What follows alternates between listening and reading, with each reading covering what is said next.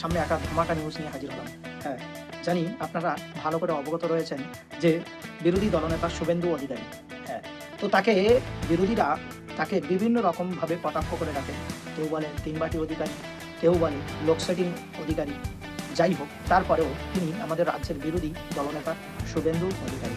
তো সেই শুভেন্দু অধিকারী তিনি কি বলছেন আগে আপনাদেরকে শোনাই। তারপরে আপনারা শুধু ধৈর্য ধরে নিউজটা উপভোগ করবেন। তাহলে বুঝতে পারবেন যে আদৌ আমি আপনাদেরকে কি ধামাকা দেখাতে চলেছে। হ্যাঁ, প্রথমে এই শুভেন্দু অধিকারী বিজেপি সম্বন্ধে কি বলেন আপনাদেরকে আগে শোনাই, তারপরে এ বিষয়ে কিছু কথা আমরা আলোচনা করব। তো চলুন, প্রথমে বিজেপির দলনেতা শুভেন্দু অধিকারী তিনি বলেন যে বিজেপি অর্থাৎ ভারতীয় জনতা পার্টি তিনি বাঙালি বিরোধী দল, তিনি বাংলার কালচার বোঝেন না। হ্যাঁ, শুনে আশ্চর্য লাগছে দর্শক, আপনাদের আশ্চর্য লাগারই কথা, কিন্তু অরিজিনালি সেই শুভেন্দু অধিকারীর মুখ থেকেই আমরা শুনবো। চলুন আগে আমরা শুনে নিই।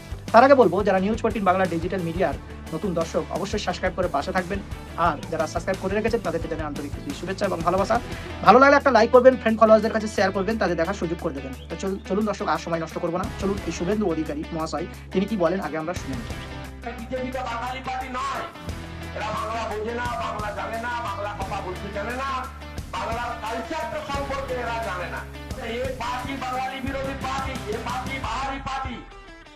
তো আপনাদেরকে শোনালাম প্রথমে বিজেপির বিরোধী দলনেতা শুভেন্দু অধিকারী তিনি বললেন যে এই পার্টি বিজেপি পার্টি হচ্ছে বাঙালি বিরোধী পার্টি, তিনি বাংলার কালচার এরা বোঝে না। আর তিনি ভোট চাইতে গিয়েছিল, অবশ্যই তিনি দু জায়গায় প্রার্থী হয়েছে দর্শক, এটা আপনারা ভালো করে জানেন, নন্দীগ্রাম আর ভবানীপুরে নমিনেশন প্রায় তিনি জমা দিয়ে দিয়েছেন।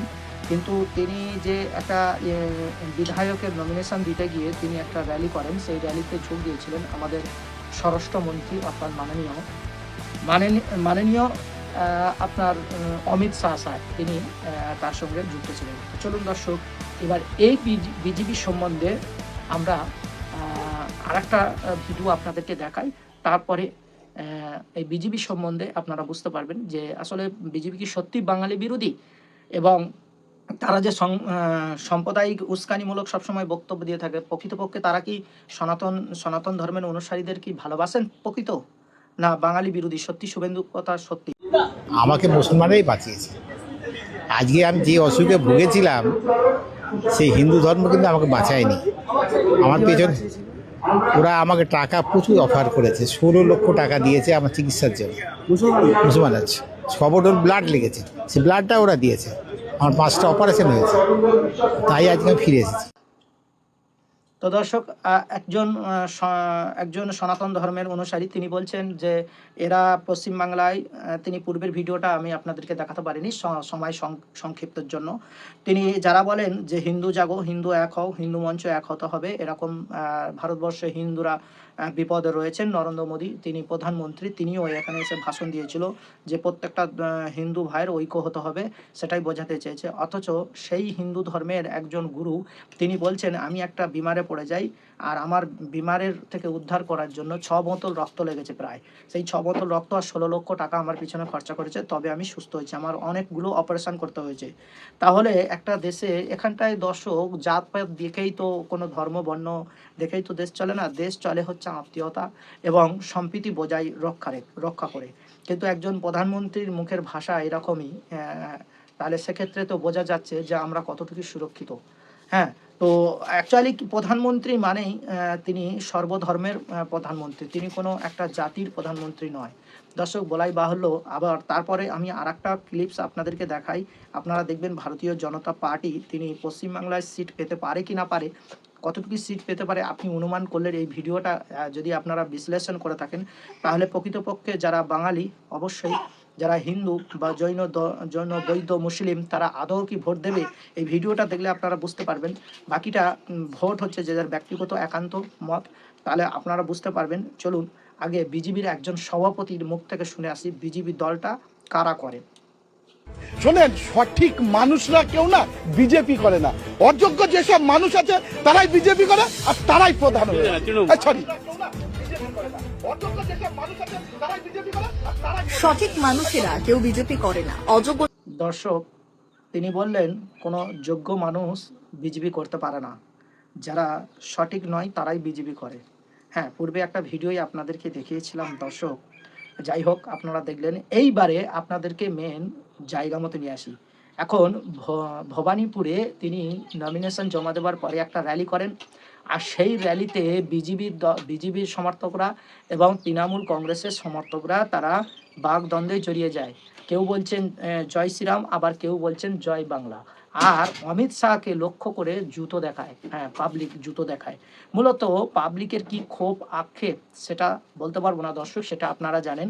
কিন্তু একজন স্বরাষ্ট্রমন্ত্রী তিনি একজন বিধায়কের প্রচার করতে আসছেন, তার মানে এখানটায় দর্শক একটা ভাবার বিষয় আছে। আপনারা দেখতে থাকুন এবং আপনারা বুঝতে পারবেন যে কি পরিস্থিতির মধ্যে পড়া হয়েছে। আপনারা দেখলে বুঝতে পারবেন যে সামাজিক যোগাযোগ মাধ্যমে এগুলো দেখা যাচ্ছে যে অমিত শাহ আর শুভেন্দু অধিকারী তিনি ভবানীপুরে র্যালি করতে গিয়ে সেখানে বাগদ্বন্দ্ব জড়িয়ে যায়, গো ব্যাক দেয়, কেউ কেউ আবার জুতো চপ্পল চায়। আমাদের দেশের স্বরাষ্ট্রমন্ত্রী, তার একটা সম্মান আছে দর্শক, বলাই বাহুল্য। সেই সম্মান নিয়ে তিনি এই যে বিধায়ক শুভেন্দু অধিকারী বিরোধী দলনেতা, তার প্রচার করতে এসে এরকম অসম্মান হোক, সেটা আমরা কোনোদিনও চাই না, আর সেটা আমরা মনে করি না যেটা করা উচিত। কিন্তু তারপরেও যে সমস্ত দর্শকগুলো এইগুলো করেছে তাদের বলাই বাহুল্য তারা বিরোধী দলনেতা হিসেবে করেছেন দর্শক। সাংবাদিকদের আলোচনায় এবং ইন্টারভিউতে সেরকম উঠে আসছে। পাবলিক ক্ষিপ্ত হয়েছে যে বাঙালি বিদ্বেষী তারা ভোট চাইতে আসবে কেন, সেই উদ্দেশ্যেই এই ভিডিওটা এই জুতো দেখিয়েছেন। তারপরেও দর্শক, প্রত্যেকটা দলের একটা আদর্শ নীতি রয়েছেন, মানুষ কাকে চাইবে সেটা সময় বুঝবে, সময় বলা যাবে। তবে যেন কোথাও গিয়ে যেন দেখা যাচ্ছে যে আমরা সাধারণ সমীক্ষায় করে যতটুকু উপলব্ধ করতে পারছি দর্শক, যে সমীক্ষার মধ্যে আসছে যে শুভেন্দু অধিকারী নন্দীগ্রাম অথবা ভবানীপুর দুই জায়গায় হাঁটতে চলেছে। সময় আসলে আপনারা 4 তারিখে নিশ্চয়ই সেই রেজাল্টটা পাবেন। তো ভিডিওটা ততক্ষণ দেখুন যে এই ভিডিওতে কি দেখা যাচ্ছে। বিজেপিকে পশ্চিমবাংলার মানুষ ইগনোর করে চলছেন, এবং তবে কি পশ্চিমবাংলা আবার তৃণমূল কংগ্রেসের চতুর্থবারের মতো আপনার মুখ্যমন্ত্রী হতে যাচ্ছে দর্শক। তো আপনারা দেখতে হলে, জানতে হলে নিউজ 14 বাংলা ডিজিটাল মিডিয়ার সঙ্গে থাকতে হবে, সাথে থাকতে হবে। এবারে এই ভিডিওটা দেখুন, এরপরে আপনারা লাইক করবেন, কমেন্ট করবেন, শেয়ার করবেন। ভালো লাগলে একটা সাবস্ক্রাইব করে পাশে থাকবেন। চলুন দর্শক দেখে আসি।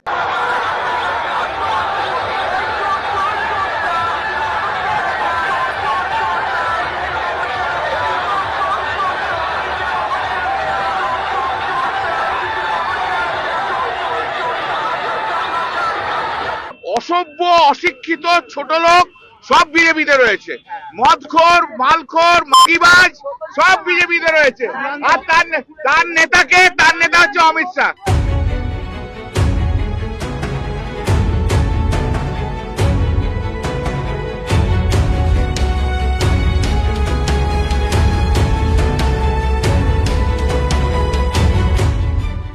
সেই ঘটনাকে নিঃসন্দেহে একজন তার মানে ডেপ্রিকেট করতে পারে, কিন্তু কোশ্চেন হচ্ছে পুলিশ কি করছিল, চিফ সেক্রেটারি কি করছিল, এসপি কি করছিল, ওসি কি করছিল? তাদের কাছে কোনো ইন্টেলিজেন্স নেই, কোনো খবর রাখে না। আর এরা কারা? এরা ইলেকশন কমিশনের লোক, ইলেকশন কমিশনের আন্ডারে রয়েছে। তাহলে ইলেকশন কমিশন একটা অপদার্থ ইলেকশন কমিশন রয়েছে, যার জন্য আজকে ল অ্যান্ড অর্ডারের সিচুয়েশন হলো। এরা একবারে মানে বাজে লোক একটা election commission, chief election commission. ও তো অমিত শাহর বাড়ির চাকর বা করতো, আর কি হবে ওর? যা হবার তাই হচ্ছে। আর এই ডাকাতটা এসছে এখানে কিছুক্ষণ আগে যে দৃশ্য দেখা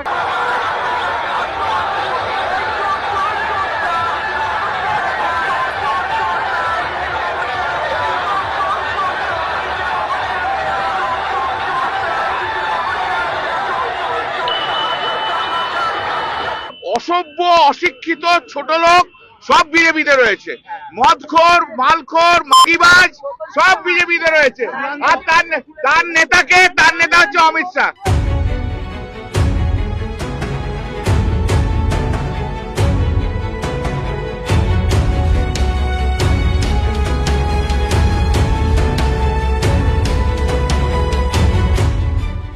সেই ঘটনাকে নিঃসন্দেহে একজন তার মানে ডেপ্রিকেট করতে পারে, কিন্তু কোশ্চেন হচ্ছে পুলিশ কি করছিল, চিফ সেক্রেটারি কি করছিল, এসপি কি করছিল, ওসি কি করছিল? তাদের কাছে কোনো ইন্টেলিজেন্স নেই, কোনো খবর রাখে না। আর এরা কারা? এরা ইলেকশন কমিশনের লোক, ইলেকশন কমিশনের আন্ডারে রয়েছে। তাহলে ইলেকশন কমিশন একটা অপদার্থ ইলেকশন কমিশন রয়েছে, যার জন্য আজকে ল অ্যান্ড অর্ডার এই সিচুয়েশন হলো। এরা একবারে মানে বাজে লোক একটা election commission, chief election commission. ও তো অমিত। যাই হোক দর্শক, আপনারা দেখলেন এবং আপনারা বিবেচনা করবেন যে আপনারা নিশ্চয়ই অগ্রিম ভবিষ্যৎগুলো বুঝতে পারছেন। এই ভিডিওটা দেখে কার কেমন মনে হলো আপনারা মন্তব্য করবেন। আপনাদের মূল্যবান বক্তব্য কমেন্ট বক্সে এসে জানাবেন। ভালো লাগলে একটা লাইক করবেন, শেয়ার করবেন, কমেন্ট করবেন। তো চলুন দর্শক, আজ ভিডিও এই পর্যন্ত। দেখা হচ্ছে পরবর্তী ভিডিওতে।